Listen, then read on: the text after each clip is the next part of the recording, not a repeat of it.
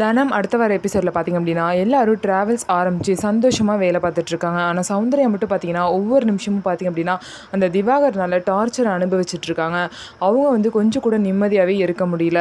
திவாகர் பார்த்திங்க அப்படின்னா சௌந்தர்யாவை கூப்பிட்டு பேசுகிறாங்க. இந்த மாதிரி வந்து நான் கேட்குறதுலாம் நீ பண்ணி தான் ஆகணும், நான் என்ன சொல்கிறேனோ நீ எல்லாத்தையுமே செய்யணும், இல்லை அப்படின்னா உன் புருஷன்கிட்ட நீ என் கூட ஒன்றா இருந்த விஷயத்த சொல்லிடுவேன். எவனாக இருந்தாலும் லவ் பண்ணவளை கூட ஏற்றுப்பான், ஆனால் இன்னொருத்தன் தொட்டவனை ஏற்றுக்கவே மாட்டான். அதனால நல்லா யோசிச்சுக்கோன்னு சொல்லிட்டு சௌந்தர்யா வந்து மிரட்டிட்டு இருப்பாங்க. அதுக்கப்புறம் பார்த்திங்க அப்படின்னா இதுலேருந்து எப்படி தப்பிக்கிறதுன்னு சொல்லிட்டு சௌந்தர்யாவுக்கு கொஞ்சம் கூட தெரியல.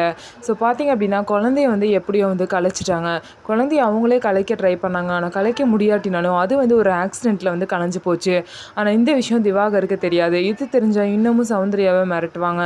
ஸோ இதுக்கப்புறம் என்ன நடக்க போகுது? ஸோ இந்த பிரச்சனையிலேருந்து சௌந்தர்யாவை கண்டிப்பாக தனத்தினால தான் காப்பாற்ற முடியும். ஸோ தனம் வந்து இந்த விஷயத்தில் என்ன முடிவெடுக்க போகிறாங்க? ஸோ இந்த விஷயம் தெரிஞ்சதுக்கப்புறம் சௌந்தர்யா வந்து பிரச்சனையிலேருந்து எப்படி காப்பாற்ற போகிறாங்கன்னு சொல்லிட்டு வெயிட் பண்ணி பார்ப்போம். நம்ம வீடியோ உங்களுக்கு பிடிச்சிருந்தா நம்ம வீடியோவை லைக் பண்ணிக்கோங்க. மறக்காமல் நம்மளோட சேனலை சப்ஸ்கிரைப் பண்ணிவிட்டு பாருங்கள்.